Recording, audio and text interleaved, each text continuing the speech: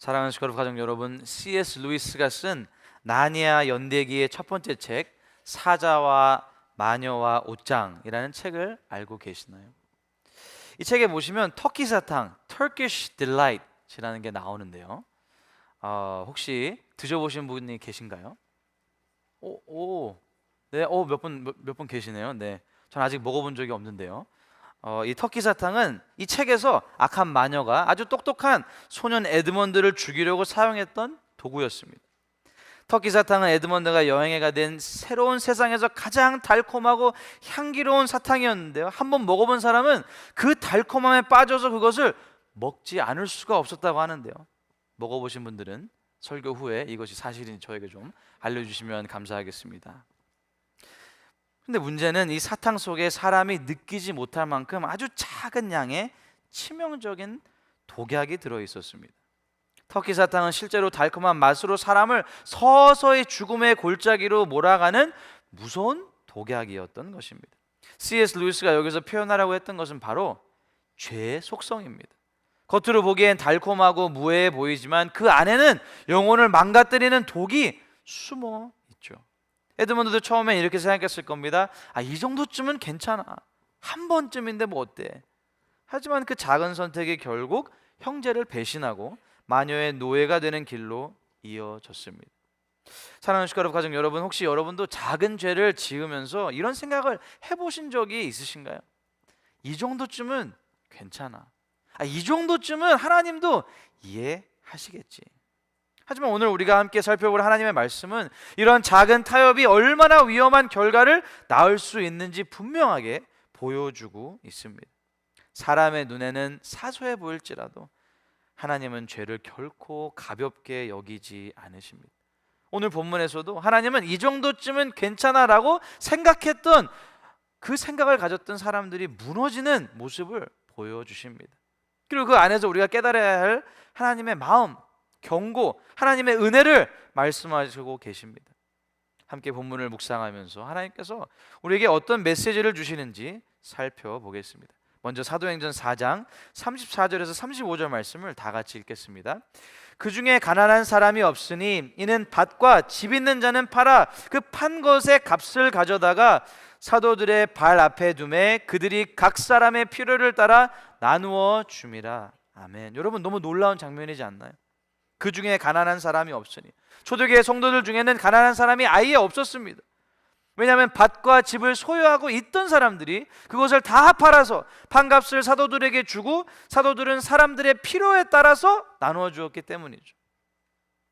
사도행전 4장은 이렇게 놀라운 초대교회의 장면을 보여주면서 특별히 이렇게 밭을 팔았던 한 인물을 소개하며 마무리하게 됩니다. 사도행전 4장 36절과 37절을 제가 읽어드리겠습니다. 구브로에서 난 레위족 사람이 있으니 이름은 요셉이라. 사도들이 일컬어 바나바라, 번역하면 위로의 아들이라 하니 그가 밭이 있음에 팔아 그 값을 가지고 사도들의 발 앞에 두니라. 오늘 저희가 함께 읽은 사도행전 5장 1절부터 12절 말씀은 바로 이러한 상황 가운데서 펼쳐지는 이야기입니다. 사도행전 5장 1절입니다. 아나니아라 하는 사람이 그의 아내 삽비라와 더불어 소유를 팔아. 사도들이 바나바라고 불렸던 인물이 밭을 팔아서 그 값을 가지고 나왔는데요, 아나니아와 삽비라도 소유를 팔았습니다. 여기까지는 전혀 문제가 없습니다. 아나니아와 삽비라의 문제를 함께 보실까요? 사도행전 5장 2절 상반절입니다. 그 값에서 얼마를 감추매. 아나니아와 삽비라 부부는 땅을 팔았는데요, 그 값에서 얼마를 감추었습니다. 그들은 아마도 이렇게 생각했을 겁니다. 내가 내 소유를 팔아서 헌금하는데 조금 숨기는 게 뭐 어때? 이 정도쯤은 괜찮아. 근데 결과가 무엇이었나요? 사도행전 5장 5절 말씀입니다.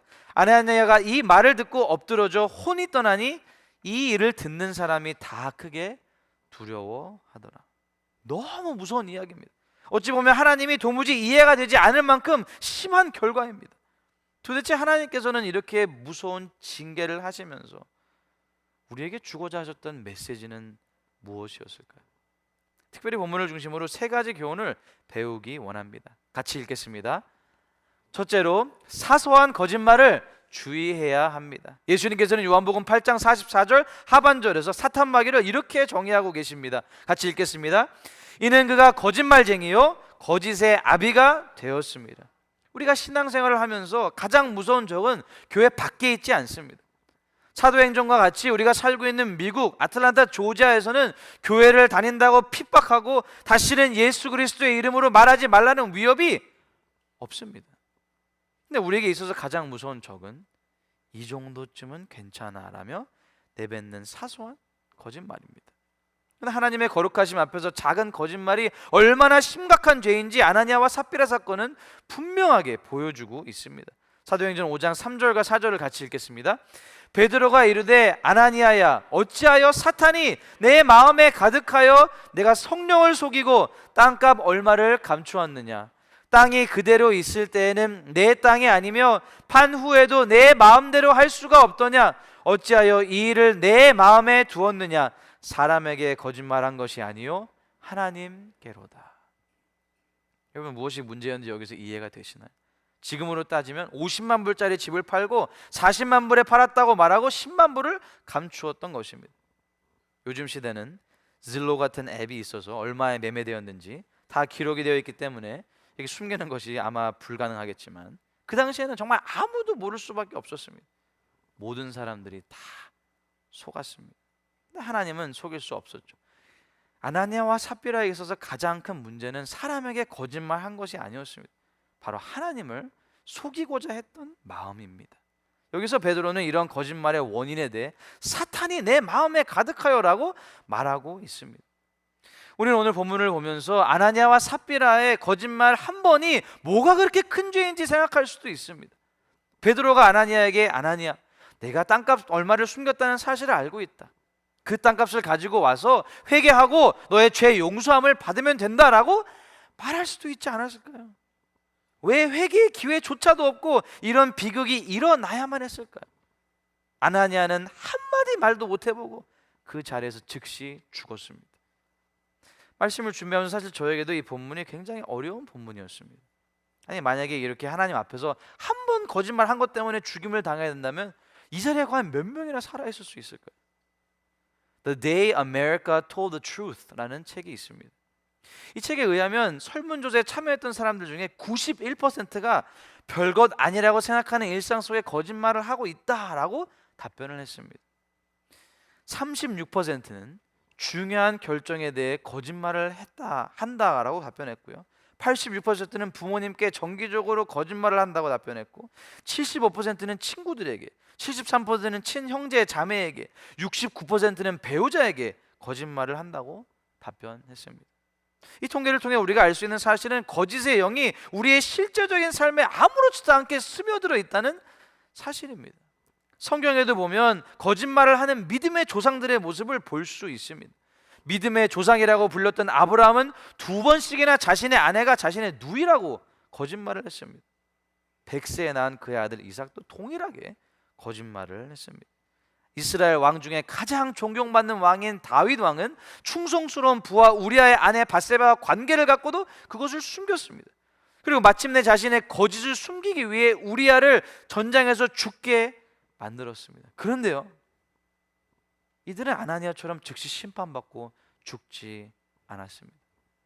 그렇다면 왜 오늘 본문에서만 하나님께서는 이렇게 무섭게 심판하셨을까요? 우리가 기억해야 될 중요한 사실이 있습니다. 이때의 시기가 매우 중요합니다. 오늘 본문은 초대교회가 탄생하고 있는 중요한 시기였습니다. 초대교회로 말미암아 온 열방에 예수님의 복음이 전파되어야만 했습니다. 그래서 사탄 마귀는 바로 이 탄생의 시기에 사소한 거짓으로 초대교회를 물들게 해서 성장하지 못하게 만들려고 했습니다. 자칫 잘못하면 교회의 근간이 거짓으로 물들 수 있었기 때문에 하나님께서는 더욱 엄격하게 이들을 다루셨던 것입니다. 사탄이 사람을 유혹할 때 즐겨 사용하는 4마디 말이 있다고 합니다. 첫 번째는 이 정도는 괜찮겠지라는 말입니다. 두 번째는 딱 한 번인데 뭘. 세 번째는 너는 아직 젊어. 네 번째는 누구나 이렇게 사는데 뭘이라는 말입니다. 이 4가지 말이 사소한 거짓말을 허용하게 하는 무기가 되어서는 절대로 안 됩니다. 가정 안에서도 우리는 종종 사소한 거짓말을 하게 됩니다. 남편이나 아내에게 말을 조금 과장해서 하거나 있는 사실을 살짝 다르게 말하면서도 이렇게 스스로를 위로합니다. 아, 이건 진짜 거짓말이 아니지, 그냥 살짝 과장한 것뿐이야. 차라리 진실을 모르는 게 마음이 편할 거야. 근데 이런 작은 거짓이 반복되면 부부 사이에 신뢰는 점점 무너지기 시작할 겁니다. 교회 안에서도 마찬가지입니다. 어떤 성도에 대해 걱정이 되어서라고 말을 하지만 사실은 그 사람을 험담하는 이야기를 할 수 있습니다. 심지어는 사실에 거짓을 섞어서 과장할 수도 있습니다. 그리고 나서 이렇게 말합니다. 아니, 이건 험담이 아니라 그냥 내 생각을 말한 것뿐이야. 그리고 어느 정도 사실인데 뭐. 하지만 그 말이 누군가의 귀에 들어가고 그 사람의 명예가 훼손되고 교회 안에 불신이 자라게 된다면 그 말 한마디는 더 이상 가벼운 한마디가 아닐 겁니다. 말은 불붙은 숯과 같아서 작은 불씨 하나가 공동체 전체를 다 태워버릴 수 있습니다. 우리는 오늘 아나니아와 삽비라 사건을 통해 우리 자신을 돌아봐야 됩니다. 마귀는 똑같은 방법으로 거짓으로 우리를 유혹하고 있습니다. 거짓의 영은 우리의 삶 가운데 직접적인 영향을 매일 주고 있습니다. 오늘 말씀을 준비하면서 거짓의 영에 대해 하나님께서 일주일 동안 묵상하도록 하셨습니다. 그리고 혹시 우리 교회에 거짓의 영이 역사하는 부분은 없는지 생각해 보게 되었습니다. 저에게는 베드로처럼 한눈에 거짓말과 거짓 행동을 분별할 수 있는 능력이 있을까요? 없을까요? 네, 없습니다. 네. 그러나 아나니아와 삽비라를 심각하게 심판하신 하나님께서 오늘 우리 모두에게도 똑같은 경고를 주시는 줄로 믿습니다. 우리 교회는 작년 10월부터 사기 사역을 진행하고 있습니다. 지난 48년 동안 3명의 목사님이 충성스럽게 감당하신 사역을 이어받아 새로운 시대를 향해 도약하고 있습니다. 근데 이러한 시대는 거짓의 영이 역사하기 아주 좋은 시기라고 생각합니다. 어떻게 해서든 교회를 흔들고 거짓말을 통해 공동체를 무너뜨리려고 공격하고 있습니다. 이때 우리는 스스로 주의해야 합니다. 혹시 나는 거짓의 영에 유혹받고 있는 부분은 없는가? 사람에게는 동기를 숨길 수 있습니다. 사람에게는 거짓말, 거짓된 행동을 숨길 수 있습니다. 그러나 우리가 모두 기억해야 될 사실은 사람에게 거짓말한 것이 아니요 하나님께로다라는 베드로의 권면 말씀입니다. 실제 이야기인지 모르겠지만 한 인상적인 이야기가 있어서 들려드리고자 합니다. 선교사님들이 대전에 대학을 설립하고 근로 장학생들을 위해서 과수원을 운영하셨던 적이 있었습니다. 근데 과수원에 과일이 없어지기 시작했습니다. 밤에 기숙사에 있는 학생들이 과일을 몰래 훔쳐 가는 것이었습니다. 선교사님은 아무도 모르게 영상 녹화 카메라를 설치했습니다. 그리고 다음날 학생들에게 이렇게 말했습니다. 학생 여러분, 제가 아주 좋은 영화를 보여드리겠습니다 라고 말하고 영화가 시작되었습니다. 지성을 자랑하는 대학생들은 어두운 밤에 몰래 나와서 좁은 개구멍으로 들어가 사과를 따가지고 주머니에 넣고 살금살금 빠져나가는 장면이 나오기 시작했습니다. 학생들은 모두 깜짝 놀랐고 창피해서 어쩔 줄 몰랐습니다. 영상은 그들의 표정까지도 놓치지 않고 있었습니다.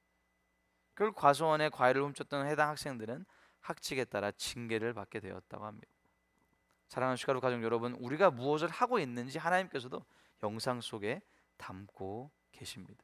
우리는 사람의 눈은 속일 수 있어도 절대로 하나님의 눈은 속일 수가 없습니다.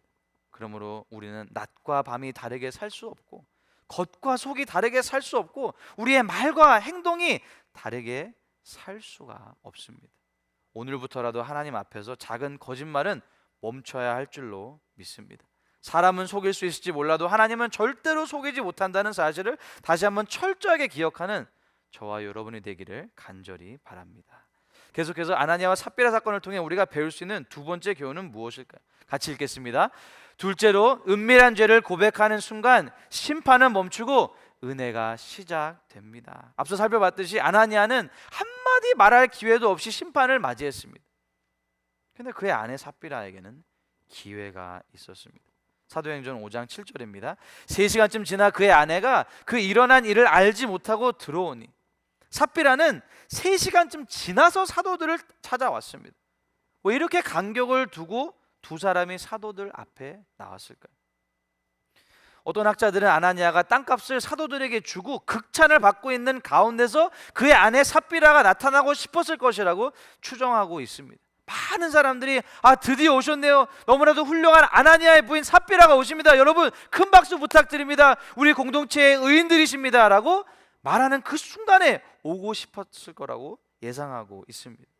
근데 여기서 우리가 주목해야 되는 은밀한 죄에 대한 아주 중요한 교훈이 나옵니다. 사도행전 5장 8절 상반절입니다. 베드로가 이르되 그 땅 판값이 이것뿐이냐 내게 말하라 하니. 베드로는 아나니아와 삽비라가 거짓말한 것을 알고 있었습니다. 실제로 아나니아를 권면했던 사람이 바로 베드로였죠. 근데 왜 여기서 갑자기 삽비라에게 은밀한 죄에 대해 다시 질문하고 있을까요? 몰라서는 절대 아닙니다. 은밀한 죄를 회개할 수 있도록 기회를 주고 있는 것입니다. 정말로 이 땅 판값이 이것이 전부입니까? 저에게 솔직하게 말해주세요 라고 말하면서 은밀한 죄를 고백할 수 있도록 도와주고 있는 것입니다. 만약에 여기서 자신의 은밀한 죄를 고백하고 멈췄다면 삽비라에게 심판이 임하지 않았을 겁니다. 근데 여기서 삽비라는 어떻게 대답하고 있나요? 사도행전 5장 8절 하반절을 같이 읽겠습니다. 이르되 예 이것뿐이라 하더라. 결국 은밀한 죄를 자백하지 못해서 삽비라도 그의 남편과 똑같은 심판의 결과를 경험하게 됩니다. 사도행전 5장 9절과 10절 상반절입니다. 베드로가 이르되 너희가 어찌 함께 꾀하여 주의 영을 시험하려 하느냐. 보라 내 남편을 장사하고 오는 사람들의 발이 문 앞에 이르렀으니 또 너를 메어 내 가리라 하니. 곧 그가 베드로의 발 앞에 엎드러져 혼이 떠나는지라.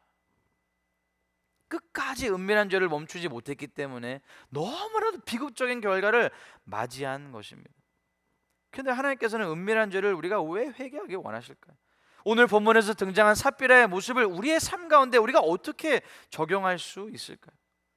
저는 은밀한 죄를 회개하기 원하시는 하나님 아버지의 마음을 이해하고 우리의 실제적인 삶에 적용하기 위해 한 기사를 읽게 되었습니다. 에스터 류 교수님, 전문 기독교 상담사가 2025년 2월 10일에 발표한 은밀한 죄 가운데 살고 있는 이들에게 To those living in secret sin이라는 기사였습니다. 특별히 스스로에게 다음과 같은 4가지 항목의 질문들을 해봐야 된다고 권면합니다. 첫 번째 질문입니다. 당신은 지금 인생의 어떤 부분을 다른 사람들에게 숨기고 있습니까? 두 번째 질문입니다. 지금 아무도 모르게 몰래 하고 있는 일이 무엇인가요? 당신의 침실한 아무도 보지 않는 공간에서 어떤 행동을 하고 있나요? 휴대폰으로는 어떤 메시지를 비밀리에 보내고 있나요? 컴퓨터로는 어떤 웹사이트를 방문하고 있나요? 배우자나 직장 상사, 교회 성도들에게 절대 들키고 싶지 않은 일이 있다면 그것은 무엇인가요? 세 번째 질문입니다. 당신의 삶 전체가 대형 스크린에 공개되어 상영된다고 상상해 보세요. 그 장면 중 어떤 부분이 가장 드러나기를 두려워하십니까? 어떤 말, 어떤 행동, 어떤 결정이 가장 부끄럽고 수치스럽습니까? 지금 어떤 관계 속에서 하나님의 뜻을 거스르고 사랑하는 이들을 아프게 하고 있지는 않습니까? 그 사실을 알고 있는 사람이 있습니까?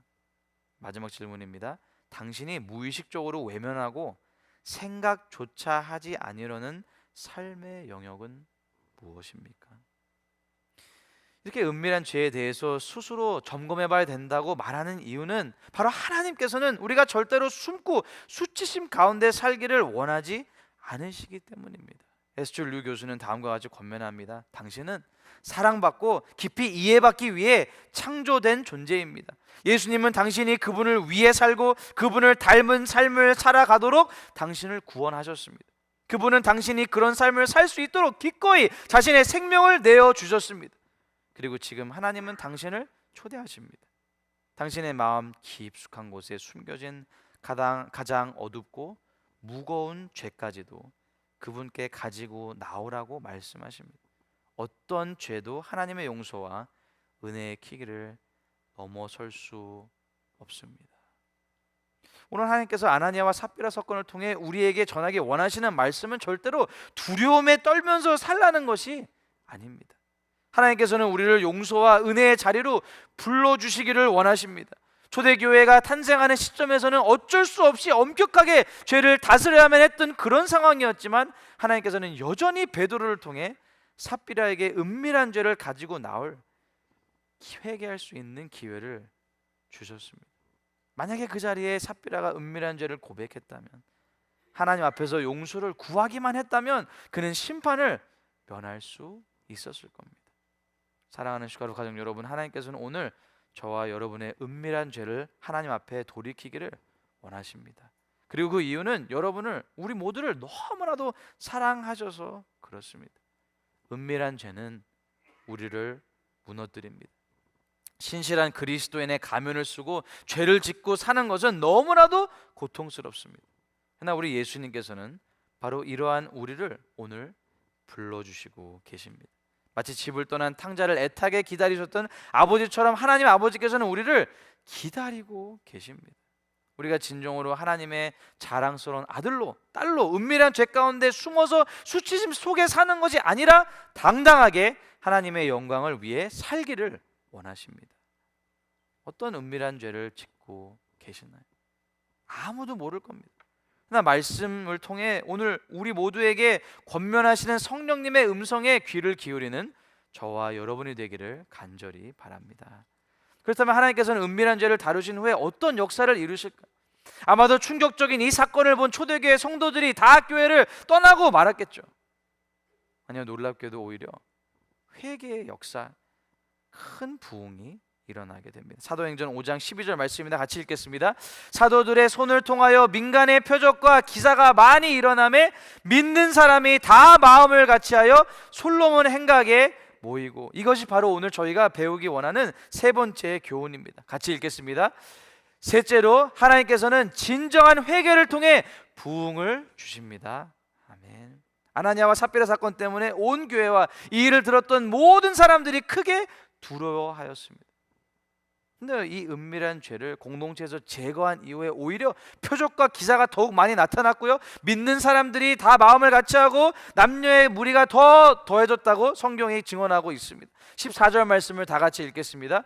믿고 주께로 나아오는 자가 더 많으니 남녀의 큰 무리더라.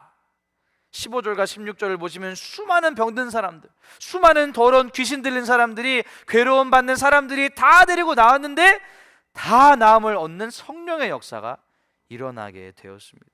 은밀한 죄를 회개하지 않으면 절대로 성령의 역사가 일어나지 않습니다.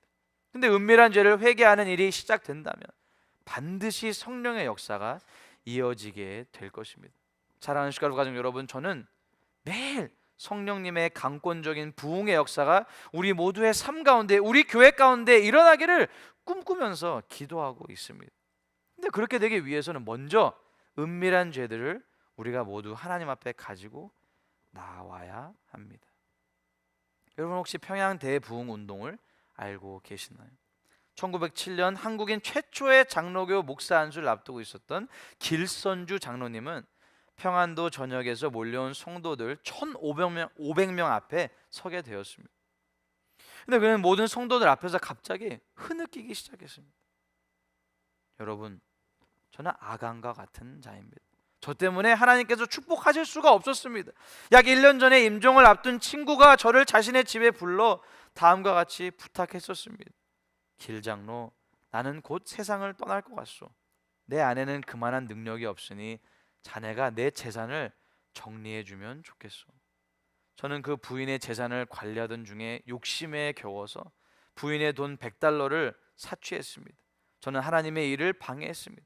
내일 아침에는 그 돈을 미망인에게 돌려드리겠습니다. 길 장로님이 보여준 통안의 회개는 그 자리에 있던 모든 성도님들, 외국인 선교사들을 모두 울리고 말았습니다. 그리고 이때부터 새벽 2시가 지나도록 선교사님들, 교인들이 앞다퉈 자신의 죄를 회개하는 통성기도를 하나님 앞에 올려드리기 시작했다고 합니다. 회개는 또 다른 회개를 낳고 이는 평양 대부흥 운동의 시발점이 되었고, 마침내 한국 교회는 놀라운 성령의 역사를 경험하게 되었습니다. 2년 전에 2023년 에스베리 신학교에서도 비슷한 역사가 일어났습니다. 이 부흥을 섬기던 핵심 리더십 팀의 일원이었던 데이비드 토머스는 인터뷰에서 그때의 상황을 이렇게 설명했습니다. 부흥이 시작된 처음 며칠 동안은 회개와 용서가 우리가 할 수 있는 것의 전부처럼 느껴졌습니다. 강당 곳곳에서 사람들은 서로에게 다가가려고 몸을 기울였고, 먼저 사과하고 자신의 잘못을 인정하고 원한을 용서하고 오해를 설명하기 위해 서로를 찾아 나섰습니다. 강단 앞 계단에서는 휴대폰으로 화해와 회복의 메시지를 보내는 사람들로 가득했습니다. 대서양을 건너온 방문객 중에 런던의 목회자 알 고든은 강단에 들어가기 전에 주차장에서 도착한 그 순간부터 무엇을 느꼈다고 고백하고 있습니다. 그 공기 속에는 뭔가 무거운 것이 있었습니다. 나는 예수님과의 관계를 바로 잡아야 한다는 강한 부담감에 사로잡혔습니다. 예배당에 들어가기 전부터 나는 이미 회개의 눈물을 흘리고 있었고, 내 안의 교만을 고백하여 하나님 앞에 나 자신을 낮추고 있었습니다. 사랑하는 주가족 가족 여러분, 오늘 저희가 함께 살펴본 아나니아와 삽비라 이야기의 결말이 무엇인가요? 평양 대부흥 운동의 시작이 무엇이었나요? 약 2년 전에 성령 하나님께서 에즈베리 신학교에서 일으키신 성령의 역사가 어떻게 시작되었나요? 바로 회개를 통해서였습니다. 저는 이 시대에 하나님께서 우리 한국교회에서도 성령의 역사를 일으키실 것이라는 믿음이 있습니다. 매주 금요일마다 우리는 기도하고 있습니다. 주여, 미국 땅을 긍휼히 여겨 주시옵소서. 한국 땅을 긍휼히 여겨 주시옵소서. 성령의 바람이 불어오게 하여 주시옵소서. 주여, 우리 슈가룹 교회가 귀하게 사용받게 하여 주시옵소서. 근데 이렇게 되기 위해서는 먼저 되어야 될 일이 있습니다. 우리 안에 먼저 회개의 운동이 일어나야 합니다. 철저한 죄에 대한 회개 없이는 성령의 역사가 절대로 일어날 수가 없습니다. 철저한 죄에 대한 회개가 일어나기 위해서는 반드시 세 가지를 기억해야 합니다. 같이 읽겠습니다. 첫째로, 사소한 거짓말을 주의해야 합니다. 사탄 마귀는 절대로 하나님의 성령의 역사가 일어나지 못하도록 우리를 계속해서 오늘도 거짓과 속임수로 무너뜨리려고 유혹하고 공격할 것입니다. 근데 우리가 반드시 기억해야 되는 사실은 하나님 앞에서 우리는 절대로 숨길 수 있는 것이 아무것도 없다는 사실입니다. 둘째로, 같이 읽겠습니다. 은밀한 죄를 고백하는 순간 심판은 멈추고 은혜가 시작됩니다. 아무에게도 말하지 못한 은밀한 죄를 오늘 주님 앞에 가지고 나오시기 바랍니다. 오늘 죄로 인한 수치심으로 인해 무너지고 있는 영혼을 예수님의 십자가 보혈로 깨끗하게 되시기를 예수님의 이름으로 축원드립니다. 그래서 결국 은밀한 죄를 회개함으로 진정한 자유와 회복을 경험하는 저와 여러분이 되기를 간절히 바랍니다. 우리의 철저한 회개를 통해 어떤 결과가 일어나게 될까요? 같이 읽겠습니다. 셋째로, 하나님께서는 진정한 회개를 통해 부흥을 주십니다. 철저한 회개는 성령의 역사가 일어나기 이전에 반드시 있어야 됩니다. 말씀을 통해 우리는 하나님께서 작은 죄를 얼마나 심각하게 생각하시는지 볼 수 있었습니다. 이 정도쯤은 괜찮아 라고 생각하는 우리가 아니라 작은 죄까지도 철저하게 회개해서 우리의 삶, 우리의 교회, 우리가 속한 모든 공동체 가운데 하나님의 성령 충만한 역사와 부흥이 일어나기를 예수님의 이름으로 축복합니다. 다 같이 일어나셔서 결단 찬양을 하나님 아버지께 올려드리시겠습니다.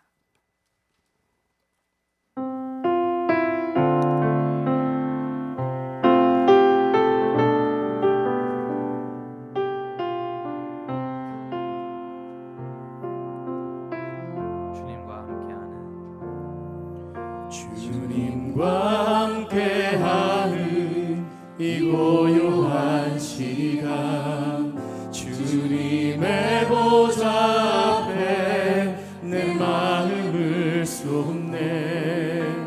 모든 것 아시는 주님께 감출 것 없네. 내 맘과 정성 다해 주 바라나이다.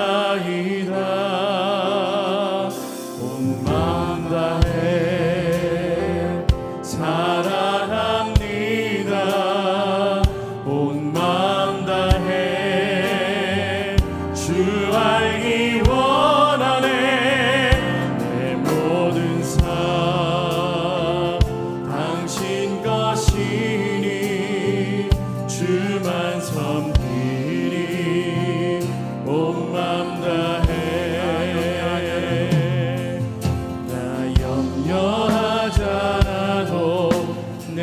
없을 것 아시니 나 오직 주의 얼굴 구하게 하소서.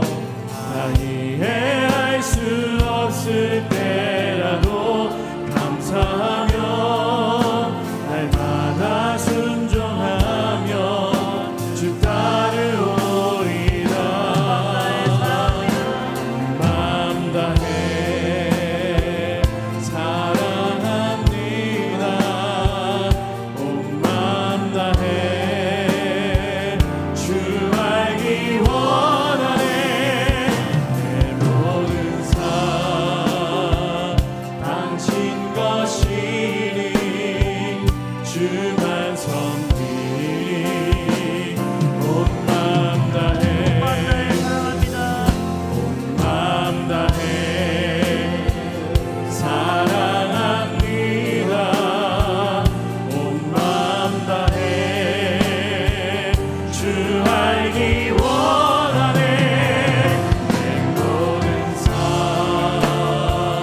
당신 것이니 주만 섬기니 목마른 나의 영혼 마른 나의 영혼 주를 부르니 나의 맘 만져 주소서. 주님만을 원합니다. 더 원합니다. 나의 맘 만져 주소서. 마른 나의 영혼 주를 부르니 나의 맘 만져 주소서. 주님만을 원합니다. 더 원합니다. 나의 맘 만져 주소서. 참 말씀을 생각하면서 함께 기도하기 원합니다. 이 정도쯤은 괜찮아라고 생각하며 타협했던 죄가 무엇인가요? 그 누구도 모를 것이라고 생각하며 숨기고 덮어두었던 나의 은밀한 죄를 하나님 앞에 가지고 나아가기 원합니다.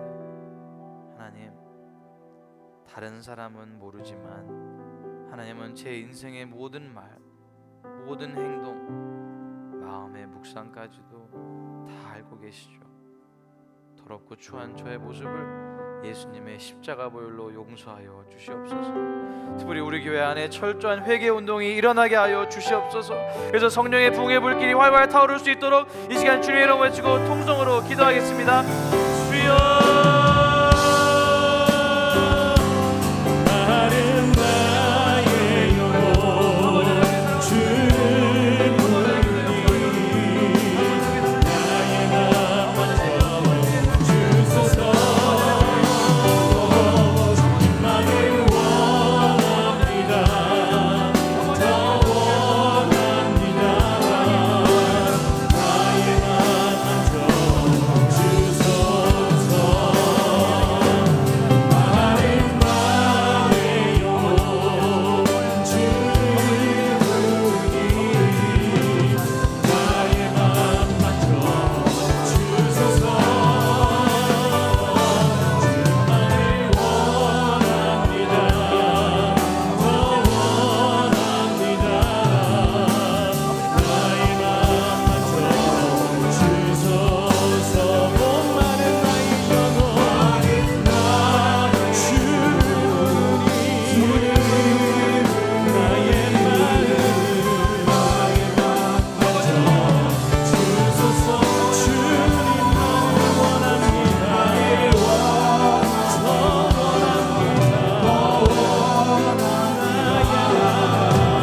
나의 맘 만져 주소서. 사랑과 은혜가 풍성하신 아버지 하나님, 오늘도 말씀을 통해 주의 거룩하심 앞에서 우리 자신을 정직하게 비춰보게 하셔서 감사드립니다. 주님, 오늘 우리가 함께 나누었던 아나니아와 삽비라의 사건을 통해 하나님께서 죄를 얼마나 무섭게 여기시는지 깊이 깨닫게 됩니다. 사람은 속일 수 있을지 몰라도 하나님은 절대로 속일 수 없다는 진리를 마음판에 새길 수 있도록 도와주시옵소서. 주님, 우리는 때로 이 정도쯤은 괜찮아, 한 번쯤이야, 다들 이렇게 하잖아 라는 유혹에 마음이 흔들릴 때가 있었음을 고백합니다. 오늘 말씀을 통해 다시 한번 깨닫게 하여 주시옵소서. 죄는 결코 작지 않고 은밀한 죄는 결국 개인과 공동체를 무너뜨리고 우리의 영혼을 마비시킨다는 사실을 주여 우리가 깨달을 수 있도록 도와주시옵소서. 아버지 하나님, 우리 마음 깊은 곳에 숨겨두었던 죄를 이 시간 주님 앞에 고백하기 원합니다. 우리의 말 속에 스며든 사소한 거짓, 우리의 행동 속에 숨겨진 불순함, 우리의 시선과 마음 속에 감춰있던 탐욕, 이 모든 것을 하나님의 빛 가운데로 가지고 나올 수 있도록 역사하여 주시옵소서. 주여 우리를 용서하여 주시고 주의 보혈로 깨끗하게 씻어 주시옵소서. 주는 우리 안에 진정한 회개의 영을 부어주시기를 간절히 빌고 원합니다. 우리가 더 이상 죄의 무게에 눌려 숨지 않게 하시고 주의 은혜의 보좌 앞에 담대히 나아올 수 있도록 도와주시옵소서. 우리가 사소한 죄까지 철저하게 회개했을 때 모든 심판이 멈추고 회개의 눈물 위에 은혜의 강물이 흐르게 될 줄로 믿습니다. 성령님의 부흥의 역사가 우리의 가정에서, 우리의 교회에서, 우리가 살고 있는 아틀란타와 조지아 미국 땅에 임하게 하여 주시옵소서.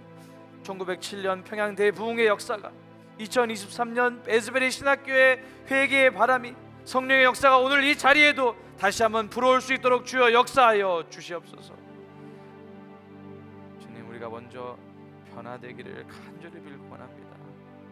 거짓이 없는 믿음, 은밀한 죄가 없는 삶, 진실함과 정직함으로 세워지는 슈가로프 교회가 되게 하시고 다시 오실 주님 앞에 흠없이 준비되는 슈가로프 가족 공동체가 되게 하여 주시옵소서.